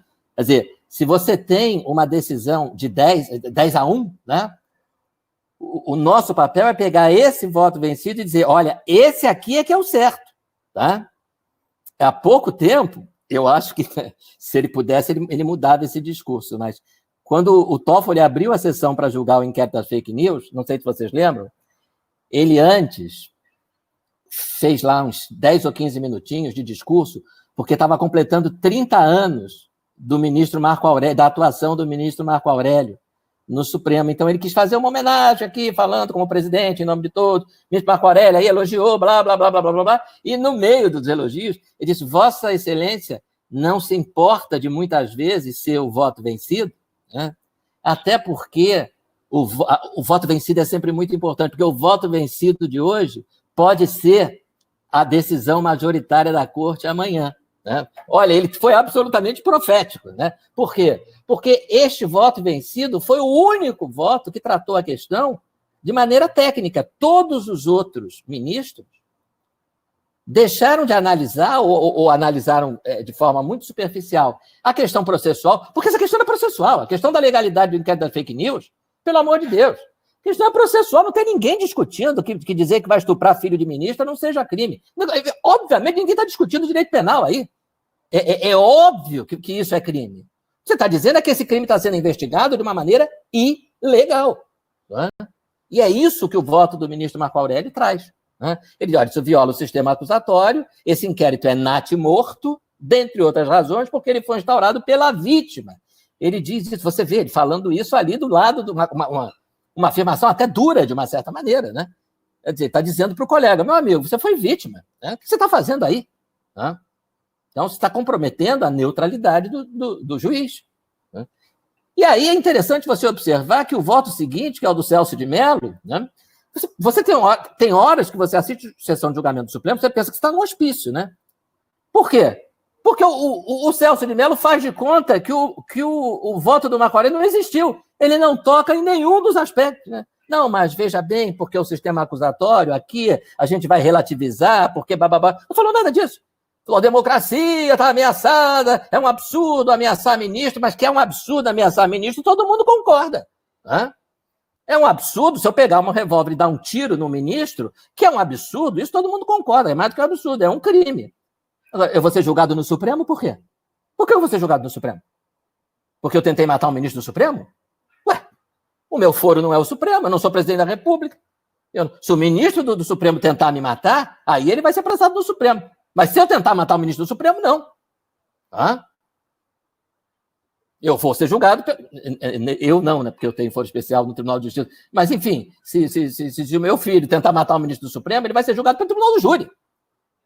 E o inquérito é da competência da polícia. E a denúncia é da atribuição do promotor. Então, o que você está discutindo é isso. E ninguém falou sobre isso. E aí, eu acho, respondendo aí essas perguntas, né, que a maior demonstração de que esse julgamento não foi jurídico, foi político, foi defesa da instituição, está em dois trechos de dois votos. O primeiro voto do ministro Fachin. Né? Em determinado momento, né, ele, enfim, eu acho que ele baixou a guarda, né, porque não poderia ter falado isso, mas ele acabou falando. Né? Foi o primeiro sincericídio da sessão. Ele disse assim, estão nos atacando, estão ameaçando o Supremo, estão ameaçando os ministros de morte, estão dizendo que vão estuprar os nossos familiares, que sabem os nossos endereços, e ninguém fez nada. Olha só. Então, ninguém fez nada, nós temos que fazer alguma coisa. Então, veja, do ponto de vista jurídico, você imagina o teu aluno colocando na prova, né? Quer dizer, a função de cuidar dos hospitais é do ministro da Saúde, mas se ele não fizer nada, o ministro da Agricultura chega lá e é comigo mesmo. Né? Isso não existe em direito. Né? Se a função é do ministro da Saúde e ele não a cumpre, ele tem que ser chamado à responsabilidade, ele tem que ser exonerado, ele tem que ser processado, ele tem que perder o cargo. Né? Mas você não vai julgar o ministro da Agricultura, a partir de agora o senhor assume aqui os hospitais, né? Então, o senhor toma conta aqui disso. Se o ministro da Agricultura não estiver cuidando da safra, você chama o ministro dos Esportes. Agora é o Ministério dos Esportes que vai cuidar das safras agrícolas no país. O ministro da Agricultura não está fazendo nada, está muito parado. Isso não existe. Né? Você já pensou o juiz de Cabo Frio dizendo assim, olha, o sujeito lá em Niterói matou a mulher e o juiz de Niterói não fez nada. Então eu, na condição de juiz de Cabo Frio, vou assumir esse caso. Mas como é que vai assumir esse caso, meu amigo? A competência é do juízo de Niterói. Se o juiz de Niterói está prevaricando, então a gente vai ter que afastá-lo do cargo. Mas não vai chegar o juiz de Cabo Frio e dizer é comigo mesmo, vou matar no peito. Né? Isso não existe juridicamente. O segundo sincericídio, que para mim foi o mais definidor dessa sessão, se alguém quiser entender esses 10 votos, houve o voto do ministro Luiz Roberto Barroso, no trecho em que ele diz a defesa da instituição é mais importante do que o respeito a formalidades menores. Né? Ele usa as formalidades menores são o devido processo legal, o sistema acusatório, a neutralidade do juiz, a competência do Supremo. Então é o seguinte, para defender o nosso Supremo, a gente vai violar as formalidades legais. vai chamá-las de formalidades menores e não vai cumpri-las. Né? Então, ficou evidente o caráter político de defesa do Supremo. Defesa institucional. Olha só, defesa institucional é válido no regime democrático. É válido você defender a sua instituição, é válido você defender as outras instituições que não sejam as suas. Né? Mas você não pode fazer essa defesa instaurando inquérito ilegal, assinando mandado de prisão ilegal, assinando 29 mandados de busca e apreensão ilegais. Você não pode fazer isso. Você não pode defender a sua instituição contra ilegalidades agindo ilegalmente. Porque aí você se iguala. E veja que precedente, Vitor, que você tem aí, né? O Judiciário declara por um dos seus ministros do Supremo que, para defender a instituição do Supremo, formalidades legais podem ser descumpridas. E se a Presidência da República adotar o mesmo discurso? E se o Congresso Nacional, num novo momento, Renan Calheiros, adotar esse mesmo discurso? Você lembra do Renan Calheiros, com o oficial de justiça do Senado, do Supremo, chegando lá e ele dizendo, não vou cumprir. Né? Não vou cumprir. E aí? Então não pode. Né? Não pode. O precedente é muito perigoso. O Leandro faz uma pergunta aqui muito boa, Leandro, que é perguntando para o senhor acha que pode ocorrer o chamado, ele fala efeito backlash, eu acho que ele quis falar black flash, com relação a essas decisões. Backlash mesmo? Backlash. Tiro pela culatra. Com relação a essa situação? Com relação ao povo se voltar contra essa interpretação? Eu acho muito ruim, né? Eu assisti há um ano, né, lá perto da edição anterior aqui desse evento, lá no Via Parque, eu assisti, eu vi manifestações de juízes, né? Juízes e promotores, quando foi supostamente criminalizada a homofobia, né? Eu vi promotor dizendo, eu não vou denunciar, eu não vou entrar numa furada dessa. Eu vi juiz dizendo, se cair comigo, eu absolvo. Eu não vou condenar um sujeito à pena de prisão por um fato que não está previsto em lei. Não vou dizer que condeno a 1 ano de prisão com base no acórdão do Supremo. Pena prevista no acórdão número tal, do processo número tal, do Supremo Tribunal Federal. Eu não vou fazer isso. E olha que não tinha lei de abuso de autoridade na época. Hein? Imagina hoje em dia. Né? Então, quando se fala em backlash, né, eu tenho essa preocupação. Quer dizer, o Supremo vai se deslegitimando ao tomar decisões desse tipo, né? A ponto de você, no caso das manifestações lá, da criminalização da homofobia, melhor dizendo, você ter juízes dizendo, se cair comigo, eu absolvo. Promotor dizendo, se o inquérito vier para mim, está arquivado. Né? Você imagina hoje com a lei de abuso de autoridade. Né? Você denunciar alguém por um negócio que não está previsto em lei como crime, você condenar alguém por algo que não está previsto em lei como crime. Né? Aí você é processado por crime de abuso de autoridade, a tua defesa vai ser o seguinte, não, eu estou atendendo a ordens do Supremo. Né?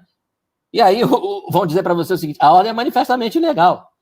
Ela contraria manifestamente a Constituição, quando estabelece que não há crime sem lei anterior que o defina, não há pena sem prévia combinação legal. O senhor, seu juiz, acaba de condenar o réu a não sei quanto tempo de prisão e não tem pena prevista para essa conduta, né, de homofobia. Aliás, não tem nenhuma lei dizendo o que é homofobia.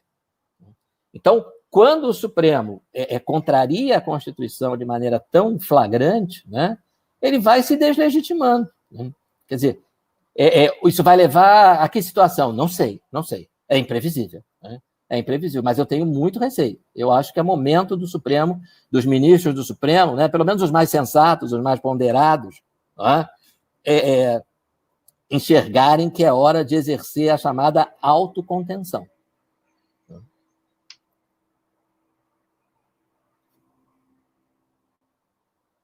Vitor, não estou te ouvindo.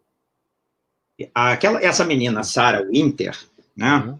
Que não sei por que na hora que vão falar o nome dela, trocam o nome da imprensa e fazem questão até de mostrar só uma parte da vida dela, né? Uhum. Essa menina, na verdade, ela fez parte de um movimento de esquerda muito forte em defesa do feminismo, e ela tirava a roupa para mostrar os seios, né? Fazer esse movimento de chamar a atenção. Ela foi treinada em movimento de esquerda, né?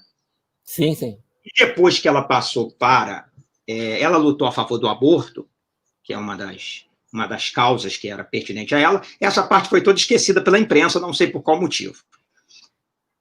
Há um pouco tempo atrás, antes do Bolsonaro, ela aderiu ao movimento de direita depois que ela teve um filho, porque ela percebeu que ser a favor do aborto não era um conceito interessante. Então, ela passou a ser adepta de movimentos mais católicos. Mas a prisão dela se revela, para mim, muito complicada, por dois motivos. Ela é um elo fraquíssimo. Né? Ela é uma menina, coitada, de pouquíssima formação, né? Estamos empreendendo soldado raso, primeiramente, ou seja, com dificuldade de ter bons advogados, não vai ter dinheiro para pagar bons advogados. Ela age como uma jovem, que é que em nenhum momento eu vi as entrevistas, os vídeos, colocou em risco qualquer ministro de qualquer situação. Não é? Isso me preocupa, que tenham pego para fazer essa experiência de prisão. E aí eu iria te fazer uma pergunta. Se eu ameaço o ministro aqui, o senhor como promotor de justiça, eu faço uma ameaça, digo que vou matar o ministro, mas eu não mato, eu digo que eu vou matar. A chance de matar é muito difícil, porque até chegar lá, o voo está demorando quase 12 horas para chegar a Brasília, aquela confusão toda. Qual é a pena que eu posso pegar? Porque eu estou dizendo que eu vou matar alguém. Não, imagina. Ameaça, artigo 147 do Código de Processo Penal, a pena é inferior a 1 ano, é infração de menor potencial ofensivo. Então, eu tenho que ser encaminhado ao Juizado Especial Criminal para acertar um termo de conduta. Exatamente, termo circunstanciado, vai ter uma transação penal, aí você vai pagar uma cesta básica, uma multa, prestar serviço à comunidade, uma dessas penas alternativas. Né? A prisão cautelar, nesse caso, é inteiramente descabida. Né? Desde a última reforma do capítulo das prisões cautelares, a lei é muito clara, né? Preventiva, pena de 4 anos para cima. Né? Pena máxima superior a 4 anos. Ameaça, quem tiver com o código perto, dá uma olhada no 147, a pena é de 6 meses, se a memória não me falha. Né? A pena máxima é de 6 meses de prisão. Né? A ameaça você, como promotor, a ameaça, ela não é verdadeiramente uma ameaça, ela é uma força de expressão. Sim, tudo bem. Aí realmente é uma causa de absorver. Não, pode até absorver, porque não há o dolo de efetivamente ameaçar. Mas aí é claro que é uma questão a ser apurada no curso do processo e tal. Né? Quer dizer, se a pessoa diz eu vou matar o ministro do Supremo, se ela for denunciada e for instaurado o processo, isso é do jogo, é perfeitamente normal. Mas eu tenho que ter conhecimento, assim como o pecado na Igreja Católica, eu gosto de falar sobre isso, que eu estudei para padre, né?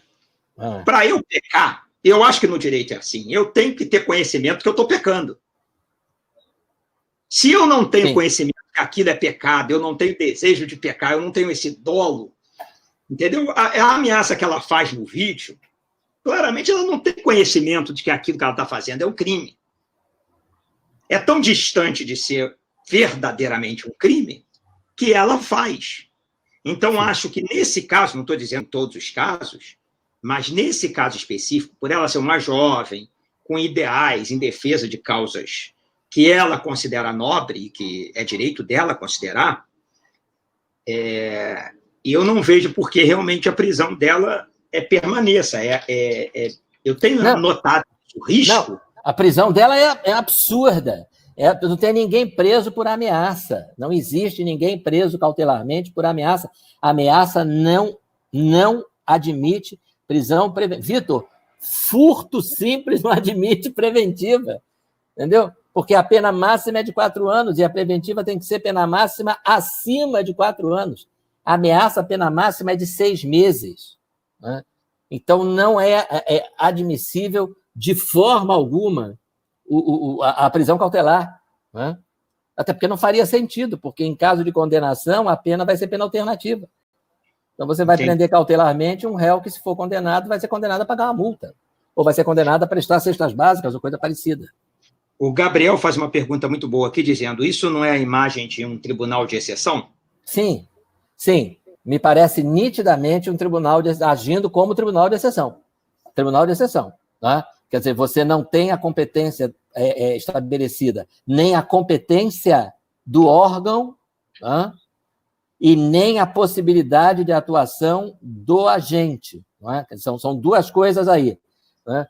A competência, a incompetência é do órgão. Não é? A parcialidade, a suspeição, o impedimento é do juiz. Nesse caso, você tem os dois problemas. Né? O tribunal não é competente, não estamos falando de pessoas que têm foro por prerrogativa de função, portanto, não poderiam ter a sua prisão decretada por ministro do Supremo, e sim por juiz de primeira instância. E, além disso, você tem um juiz assinando o mandado de prisão que, com muita clareza, é o alvo das ameaças, é o alvo das ofensas, é o alvo dos xingamentos. Ele é vítima, ele não tem isenção para julgar, para exercer a jurisdição, não é só para julgar a causa no final, é para decretar a prisão cautelar, é para qualquer coisa, para qualquer ato jurisdicional. O habeas corpus em defesa dela é impetrado ao presidente do tribunal, é isso? Isso aí tem uma complicação adicional, né? Porque você tem um entendimento no Supremo que não pode haver habeas corpus contra ato de ministro do Supremo, porque ele está atuando pelo Supremo. Então, você veja que loucura. Mas isso aí, o habeas corpus é o direito máximo do direito. Pois é, exatamente. Né? Quer dizer, criado por Rui Barbosa para qualquer situação. Situação, sempre que haja, né, constrangimento, a liberdade e tal. Então, é uma sequência de absurdos. Né? Essa moça não poderia estar presa cautelarmente. Né? Enfim, você não sabe. Eu fico imaginando, Vitor, o seguinte, pensando no que hoje, para mim, seria absurdo, mas sei lá, né? Você, num inquérito desses, o da fake news, por exemplo, o Alexandre Moraes decreta uma preventiva. Né? Na fake news ele ainda não decretou preventiva de ninguém. Ele decreta uma preventiva. Né? Aí, preventiva, todo mundo que está nos ouvindo sabe, é uma medida cautelar. Medida cautelar não tem existência própria. Né? Ela pressupõe a existência atual ou iminente de um processo de conhecimento. Né? Se você decretou a preventiva do cara, ele vai ser denunciado e vai responder a um processo crime. Ou já está denunciado, ou vai ser daqui a pouquinho. Né? Você imagina, ele decreta de ofício, né? Porque não tem esse problema. Inércia da jurisdição é um conceito que abandonou o Supremo. Né? Então, o Supremo de ofício decreta a prisão do Weintraub. Decreta a preventiva do Weintraub. Né? Aí vai o Ministério Público e diz assim, promovo o arquivamento, não vou denunciar, não entendo que não tem crime, não sei o quê. Você imagina o Supremo dizendo, mas nós não vamos soltar. Nós vamos manter a preventiva. Não, como vai manter a preventiva? Preventiva é cautelar. Não vai ter ação penal. O dono da ação penal já disse, não vai ter ação penal. Esse aqui eu não vou denunciar. Não, mas vamos deixar preso assim mesmo. Né? O Wagner está perguntando, professor, se a jovem foi presa a pedido do Ministério Público. A Sarah Winter, a pedido do Ministério Público perante o Supremo, não tenho certeza. Acredito que sim. Né? Acredito que sim, porque prisão temporária de ofício não existe. Né? Prisão temporária de ofício nunca existiu, ao contrário da prisão preventiva. Não, mas o inquérito de ofício já existe, então... Pois é, exatamente. Né? Então, sim, por isso que eu falei para você, né? Hoje eu tenho medo, né, de quando retomarem as aulas na UERJ, voltar para a sala de aula, o que eu vou lecionar para os meus alunos? Né? Quer dizer, tudo que eu leciono há 30 anos, né, está sendo agora posto em xeque. Inquérito de ofício, prisão de ofício, imparcialidade do juiz, devido processo legal, coisas que a gente pensou, sinceramente, que nunca iam ser objeto de discussão. Assim como há um ano, com toda a sinceridade, eu nunca pensei que o princípio da reserva legal em direito penal fosse ser colocado em xeque. Nunca imaginei. Tá? E, no entanto, o Supremo colocou tudo isso em xeque. Eu percebo, professor, com as últimas entrevistas que eu tenho feito aqui, né, com colegas, que a sociedade brasileira está passando por um momento. Eu acho que é importante esse momento, sabe, professor? Acho que é importante, acho que nós vamos evoluir. Acho que, claro, que por um tempo as dificuldades vão acontecer, como essa, que geram esse assunto aqui, tanta gente perguntando quem deverá oferecer a denúncia contra o ministro do Supremo, a quem é oferecido, etc. Eu acho um momento importante, mas há uma dificuldade de entender que quando o presidente Bolsonaro ganhou a eleição, aqueles que concordaram ou não, mas ele ganhou a eleição, e ganhou por maioria. E não escondeu de ninguém, a não ser daqueles eleitores que não quiseram pesquisar ou que não sabiam qual era os ideais dele. Ele nunca escondeu esses ideais dele. E ele ganhou com esses ideais. Exatamente. Com esses ideais. Ideais contra determinadas coisas, a favor de determinadas coisas, mas realmente a população tem dificuldade de votar. Sabe? Eu lembro que eu estava em Brasília e um rapaz me pegou e estava no Uber, mas ele era funcionário do Banco do Brasil, funcionário do Banco Público. E o Bolsonaro, o ministro, sempre disse que ia privatizar o Banco do Brasil. Ele não negou, estava em todas as entrevistas. E ele disse assim para mim, o melhor candidato para mim é o Bolsonaro. Eu falei, você vai perder seu emprego, rapaz. Por que ele vai perder o emprego? Porque ele vai diminuir a máquina pública. Não, vai diminuir a máquina. Onde você ouviu isso? Eu falei, tá em todos os jornais. Mas votou. Então, a pessoa agora está falando, mas eu sou contra a privatização. Não interessa. Era a plataforma. Esse é um exemplo que eu dou, é um exemplo extremo, né? Engraçado você ter tocado nesse exemplo, que é a questão da política econômica, né? Quer dizer, da falta de limite do Supremo, né? Do ativismo judicial, né? Do presidente da República nomear um ministro e o Supremo dizer esse aí não pode, né? Quer dizer, você vai chegar um dia em que o Supremo vai dizer assim, olha, esse negócio de enxugar a máquina pública, privatização, concessão, isso viola o princípio, aí ele sorteia um princípio, tem vários princípios, é só sortear um na hora, né? Princípio da dignidade da pessoa humana, você serve para qualquer coisa, né? Isso viola o princípio da dignidade da pessoa humana, diante disso concedo liminar para exonerar o Paulo Guedes, né? E nomear o Guido Mantega como novo ministro da Economia do governo Bolsonaro. Quer dizer, qual é o limite para isso, né? Quer dizer, o ativismo judicial é claramente um desrespeito à democracia representativa. A população escolheu um candidato cuja proposta de política econômica era de enxugamento do Estado, né? A população no Rio de Janeiro escolheu um candidato a governador cuja proposta de segurança pública era claramente de linha dura, né? Aí vai as ONGs no Supremo, pedem para o Fachin, é uma liminar para suspender as operações policiais nas favelas durante a pandemia, né? Durante a pandemia é o pretexto, quando acabar a pandemia eles vão arrumar um outro pretexto, né? Porque nós não queremos, a polícia está fazendo operações demais contra o tráfico. Mas olha só, não é o ministro Fachin que dita qual é a política de segurança pública, né?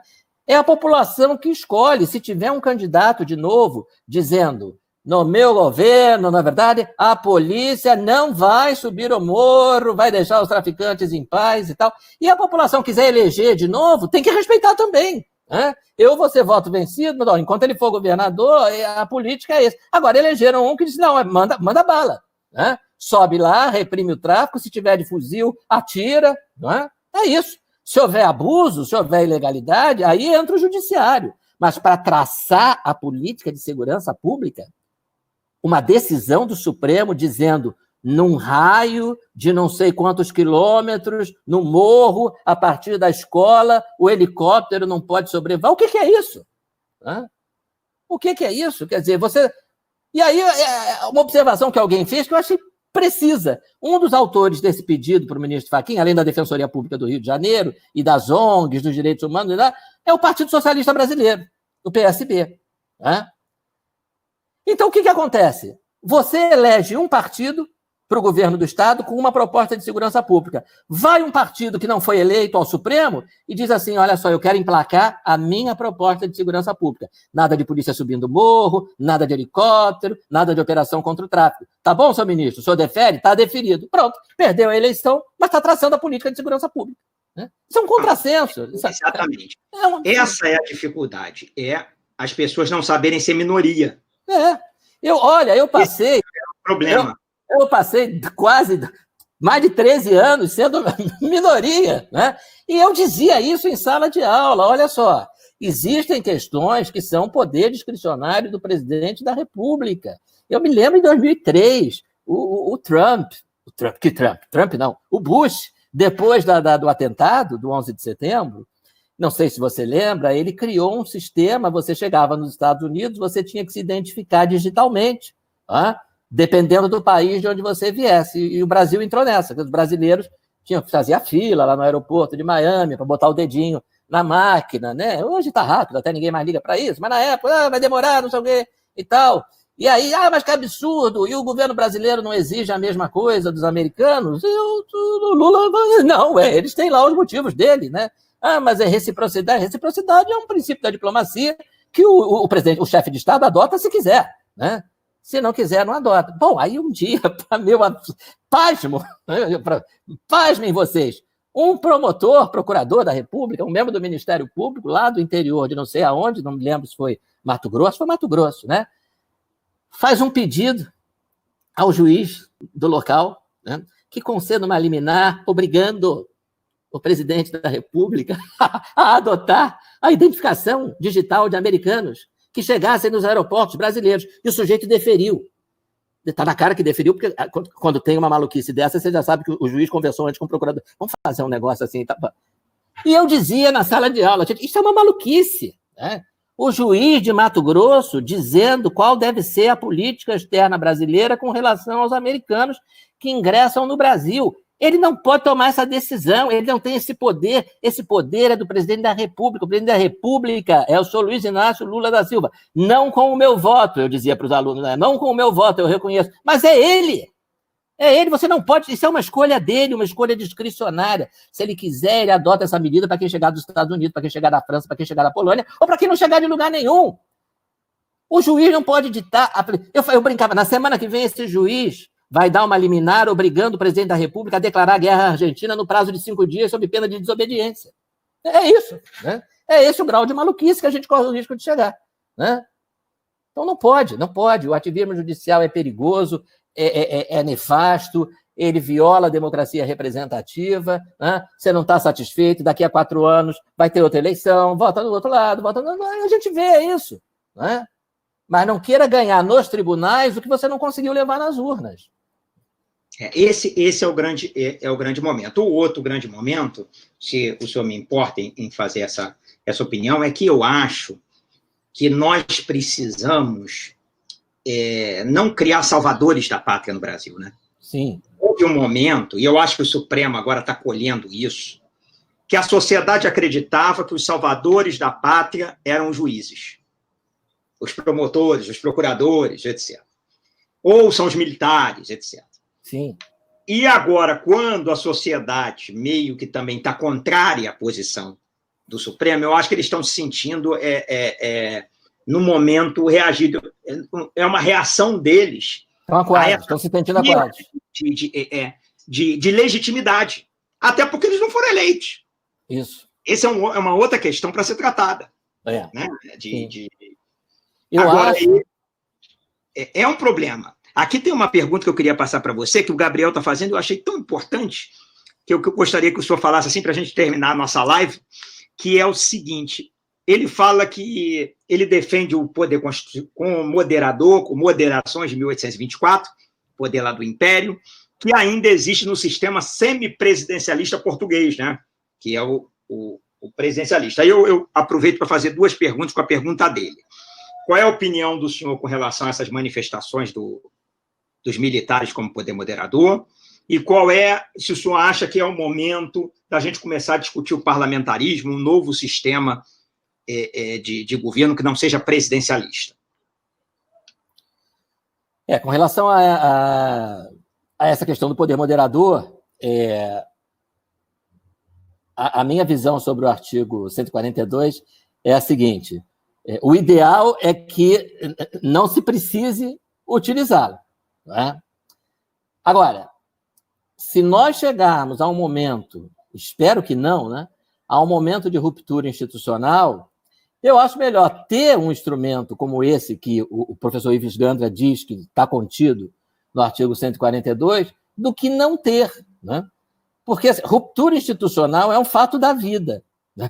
É um fato da vida de qualquer país, não é um fato jurídico, né? É injurídico, mas é um fato da vida. Se nunca tivesse ouvido ruptura institucional nestas terras de Santa Cruz, nós seríamos ainda colônia portuguesa. Opa! Né?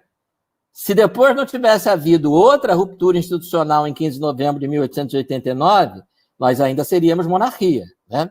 Não sei nem se estaríamos, não sei, então estou fazendo juízo de valor, se estaríamos melhor ou pior. Né? Mas, obviamente, a proclamação da República... Só para complementar o senhor, esse de 15 de novembro foi golpe militar. Claro. As pessoas não falam. Esse foi golpe. Evidente. Evidente, foi a ruptura institucional feita através dos militares. Né? Assim, E a outra coisa importante que eu acho é a gente entender o que é ruptura institucional, porque a gente associa ruptura institucional a movimento militar, mas não necessariamente. Né? Você pode ter ruptura institucional sem um golpe militar explícito, sem um movimento militar. Né? Nós temos um exemplo ao norte do país que é muito claro. Né? Quer dizer, o Chaves... Ele até tentou dar o golpe militar clássico e não conseguiu. Né? Mas o golpe verdadeiro ele deu quando ele chegou ao poder, através do voto popular.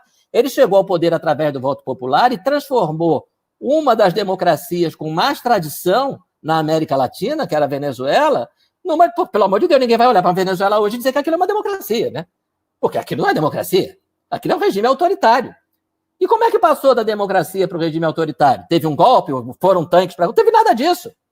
Né? Não teve nada disso. Não teve nada disso na Alemanha nazista. Né? O Hitler chegou ao poder democraticamente eleito.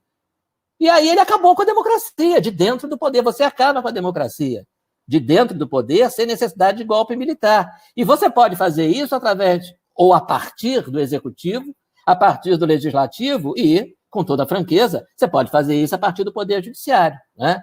Então, é preciso ver, né, quem é que está rompendo, quem é que está se movimentando no sentido da ruptura da institucionalidade. Hoje, eu vejo a ruptura da institucionalidade partindo com muito mais força do Poder Judiciário do que do Poder Executivo ou do Congresso Nacional. Não vejo isso. Né? Não importa que o Bolsonaro tenha esse discurso de que foi a favor do golpe militar, tem o retrato dos 5 presidentes militares no gabinete dele de deputado federal, tudo bem, mas efetivamente, né, o que ele fez em termos de ruptura institucional comparado com o Supremo? Não fez nada. Né? O Supremo, no espaço de um ano, já nos tirou o princípio da reserva legal em direito penal, que é um precedente perigosíssimo, já instaurou inquéritos inconstitucionais, e já usou de um ativismo judicial que é absolutamente inconcebível. O presidente da República expulsou, a gente falou há pouco da Venezuela, expulsou o corpo diplomático venezuelano, o ministro Roberto Barroso deu uma liminar, dizendo, não vão embora não, vão ficar. Mas como? Isso é ato discricionário do chefe de Estado, do presidente da República. Como é que pode? Então, assim, o meu medo é esse. Qual é o próximo passo? Mudar o ministro da Economia? Através de liminar? Mudar a política econômica? Tem que ter um limite. Né? Não existe poder sem limite. Então, você precisa fazer o seguinte, freios e contrapesos funcionam para o presidente? Funcionam para o Congresso? Funcionam. Como é que faz para fazer funcionar com relação ao Poder Judiciário? Né? Porque se não funcionar... Né? Se não houver essa possibilidade, se nós seguirmos, se o Supremo seguir nesse passo, eu tenho medo, né, de um quadro de ruptura institucional. Ruptura institucional, como eu falei, é um fato da vida. Faz parte da história de praticamente todos os países do mundo. Né? Provavelmente o único país do mundo que desde a independência não teve ruptura institucional foram os Estados Unidos. Mas a independência, obviamente, foi uma ruptura institucional com a Inglaterra. Né? Então, faz parte. Mas o problema da ruptura institucional, qual é? É o problema de 64. Né? Quer dizer, em 64, os militares, com apoio de grande parte da população, da grande imprensa, etc., se lançam num movimento de ruptura institucional, de deposição do presidente. Não é? E o que você espera? Se isso aí é um movimento para preservar a democracia do que se considerava na época, 5 anos depois da Revolução Cubana, uma real ameaça comunista na América Latina. Você espera que dali a 1 ano, 2 anos, 3 anos, né, o Castelo Branco diga, bom, então acabou, está marcada a eleição, aí todo mundo vai concorrer e tal, e foi, né, já fizemos a nossa ruptura, já restauramos, agora está restaurada a democracia, bola para frente. E não foi o que aconteceu. Né? Não foi o que aconteceu, ficaram 20 anos no poder. Ficamos 20 anos sem votar para presidente da República. Né? Isso não é bom. Ninguém quer isso. Né? Ninguém quer isso de novo. Né? Então, por isso que eu digo, se tiver ruptura institucional, ou estivermos na iminência de uma, é melhor ter um dispositivo na Constituição do que não ter. Eu ouço vários juristas dizendo assim, com essa interpretação, o 142 é uma jabuticaba. Meu amigo, O que tem de jabuticaba no ordenamento jurídico brasileiro não vai ser mais uma que vai fazer a diferença, né?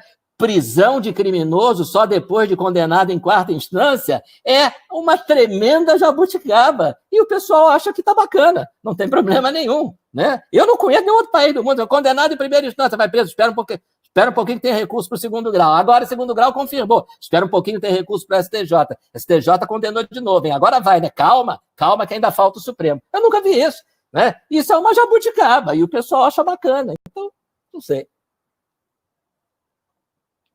Quero te agradecer muito as suas palavras, a sua posição. Tem muita gente fazendo pergunta aqui ainda, mas a gente já vai começar outra live daqui. Fizemos 1h40 de live. Caramba! E foi muito bacana, tratamos de muito tema, levantamos esse tema polêmico demais, que são os inquéritos no STF. Mas como o juiz de garantia está suspenso, né? Então, olha que contradição, né? Vitor, tem contradição maior do que juiz de garantia e inquérito ex officio pelo judiciário? Essa, aliás, foi a primeira decisão, porque é uma decisão, o que fez com a lei? É inconstitucional? Não. Vamos analisar se é inconstitucional, por enquanto está suspenso. Porque a lei goza de prerrogativa de constitucionalidade, mas suspendeu por quanto tempo?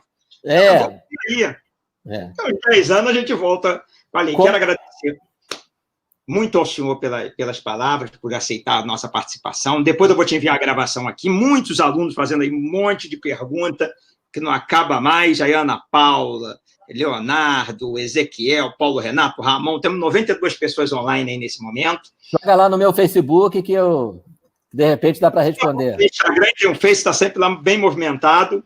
E quero agradecer muito ao senhor. Muito obrigado aí pela participação, professor.